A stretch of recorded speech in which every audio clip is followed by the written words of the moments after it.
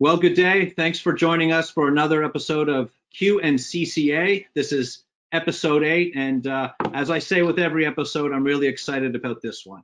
I had mentioned in the previous episode that we're going to start taking a shift away from talking about necessarily what's going on in the world and really putting an effort into focusing on industry specific, getting a take on what COVID has meant to them, and hopefully learning some tactics and strategies that they've applied that the rest of us can learn from. And if anything, I know that a lot of you winners have shared just how insightful these have been and how much you've enjoyed hearing from other winners coast to coast. So I'm thrilled that we're able to do another one here today, and I'm thrilled that we have first-time winners with us. Out of Ottawa, we have Sasha and Justin. And Sasha and Justin, I'm going to turn it over to you to introduce yourselves and tell us a little bit about your company. Yeah, West of Maine interior design and West of Maine furniture store. Yeah. People often ask us like why we decided to name it West of Maine, because it's a bit of a different name, and a lot of like design firms are named after people, or at least their family names. And Justin obviously has a funny accent, so he's not from here. He's from New Zealand, and we met traveling. So traveling like is a big source of inspiration for us in terms of our design firm and the products that we've also curated through the store. And one of the things that we liked when we would go traveling to all these places around the world was that everywhere seemed to have this like main street where everybody collected. And we liked that West was sort of like more liberal and off the beaten path and just, you know, the adventure. And so that's kind of how West of Maine was born, and that's what it means to us. And we really wanted to have a collection of, or a collective of really talented designers on our team. So we didn't want it to just be named after one person. So it's really a beautiful team inspired by travel that does design. Yeah. No, that's great. I really enjoy hearing how businesses come to be. So thanks for sharing. I had mentioned right at the top that we're going to speak to people and companies within different industries. The last episode we talked to someone in the restaurant and the food services, which, you know, obviously gets a lot of attention in the media. It seems to be a measuring stick, no matter where you're at, is, you know, they talk about when a restaurant's going to open. You know, and that covers sort of one just, you know, fraction of the types of businesses that are out there. Now, your business of being interior designers, you are literally in the business of going into people's homes. So I'm curious to know, how has the past 3 months been for you? We were able to transition pretty well. I won't lie, I mean, like in terms of people reaching out to us for projects, that slowed down a little bit for a period of time because everybody was just uncertain about what was going on. And, you know, with large investment projects, you kind of want to feel a little bit more grounded. So that slowed down a little bit, but we were still able to focus on our current projects. And now people have come out of the woodwork and they're really wanting to dive into home improvements, I think specifically because with COVID, people aren't traveling or going out to the restaurants as much. And so the funds are really going into making their homes either more practical or more comfortable or more aesthetically beautiful. That's great. You're segueing into a couple of the questions that I really wanted to ask you. So I'm going to get to marketing and advertising in a minute, Justin. But before I do that, just sort of coming out of when you guys are talking about the last 3 months and what it's meant, you know, anecdotally, I'll say, you know, I wonder if there's a lot of people like my wife and I who, you know, we've been in this house nonstop around the clock, and the list of things we want to do to this home now continues to grow and grow. So hopefully you're going to see a lot of that as well.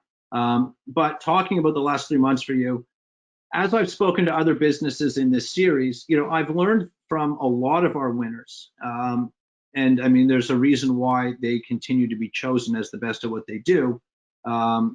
You know, they're very resilient, and they seem to be the most innovative as it relates to in their field. So people have adapted so quickly. Have there been any forced changes to your business model that you would see as a silver lining or a positive that you could continue to run with?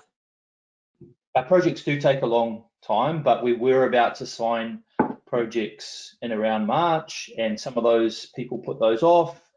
And then obviously it stopped for that, 6 weeks to 2 months, where not so many people were reaching out. So we had more time on our hands, and we had been working on our online store for over a year. We never officially launched it. So we kind of transitioned we almost doubled our efforts on our social media, and sort of focused more towards the shop.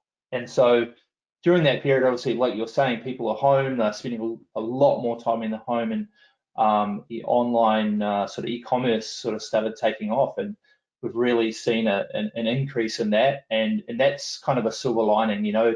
We've always wanting to do that stuff, but you can only do so much. You have to prioritize what you need to do, and so it sort of gave us an opportunity to focus on that, and really sort of ground our roots, I suppose, in that field, and yeah.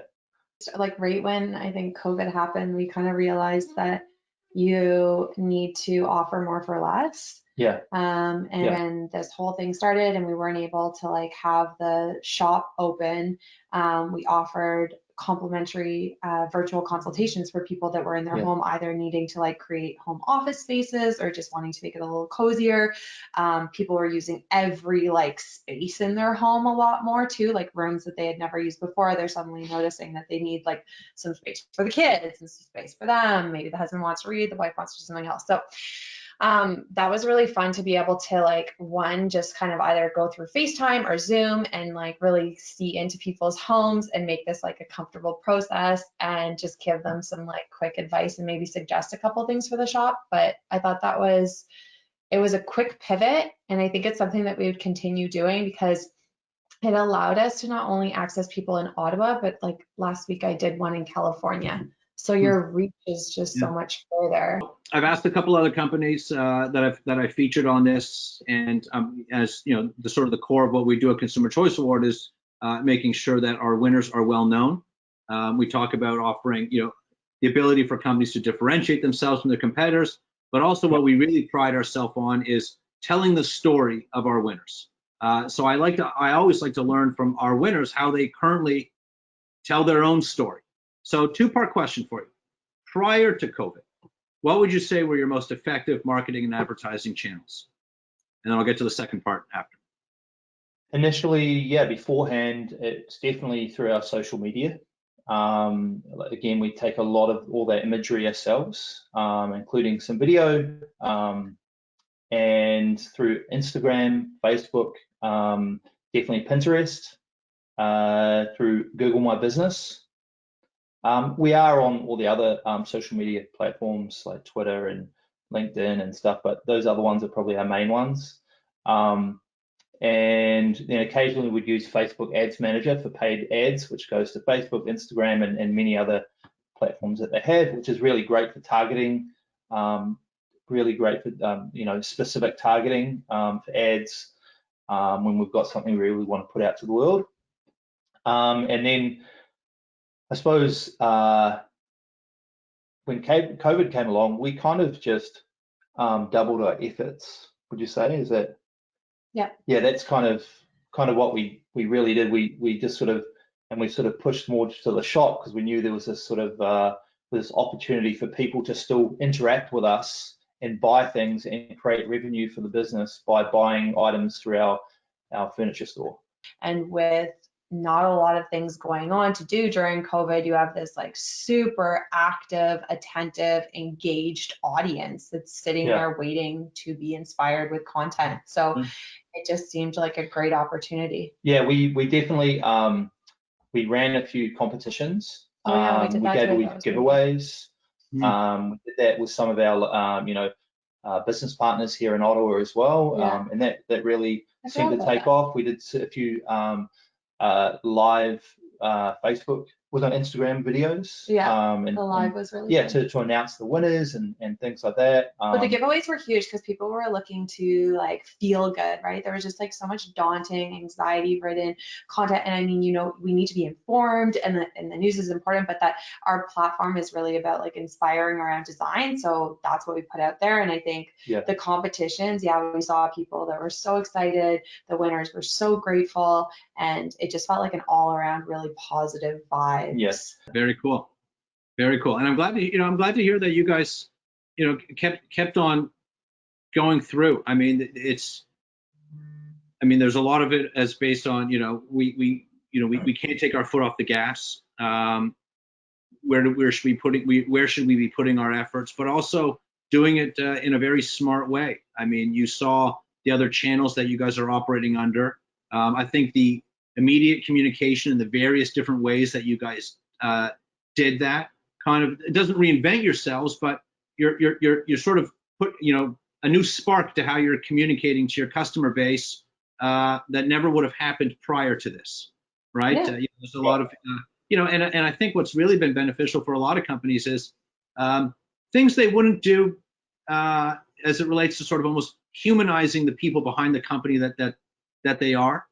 People are apprehensive to take that step forward. Cool. I know to take that first step to do this web series. Yeah.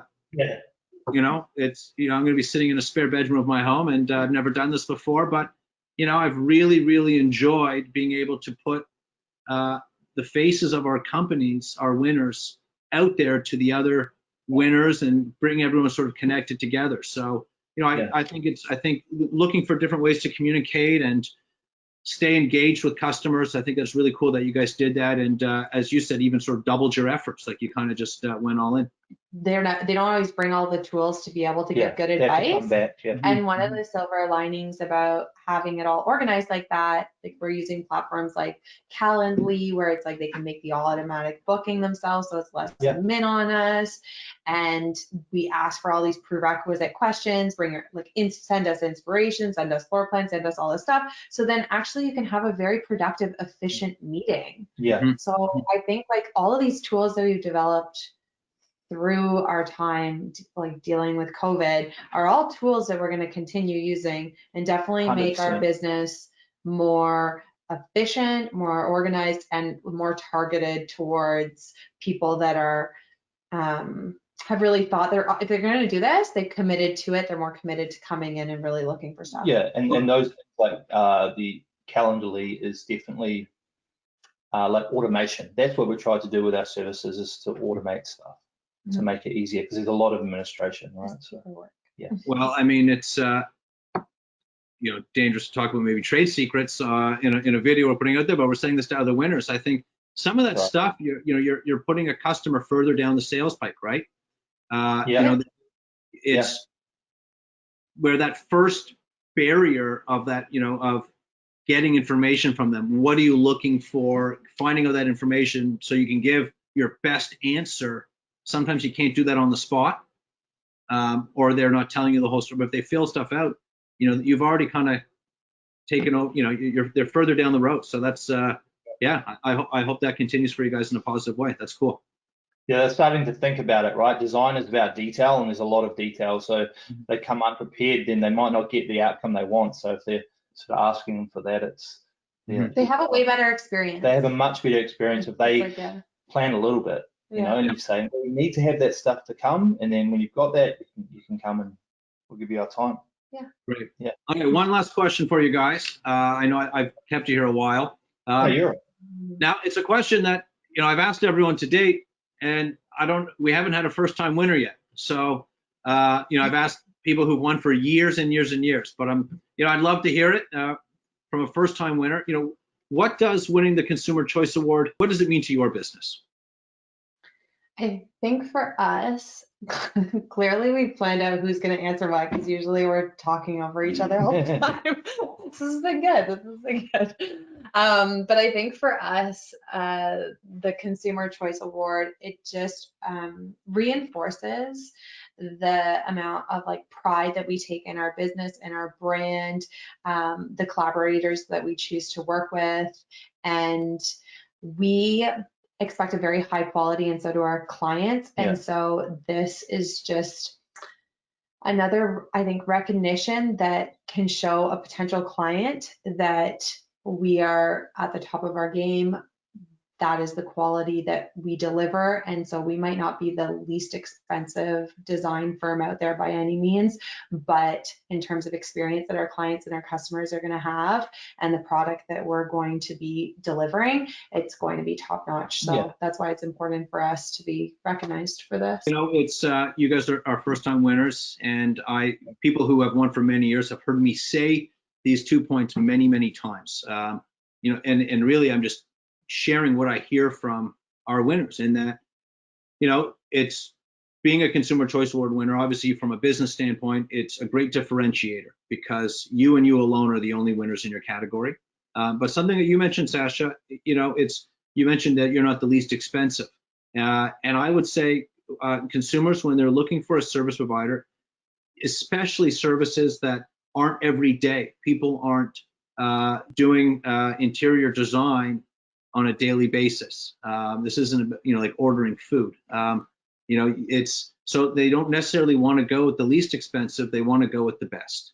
And so seeing that symbol is that great reinforcement of that purchase decision. So hopefully this, you know, aligning yourself with the symbol will lead to both those two things for many years to come. And you know, and as I say, to also, when I accompany those 2 points, I also always include that our brand really is only as reputable as the companies who use it.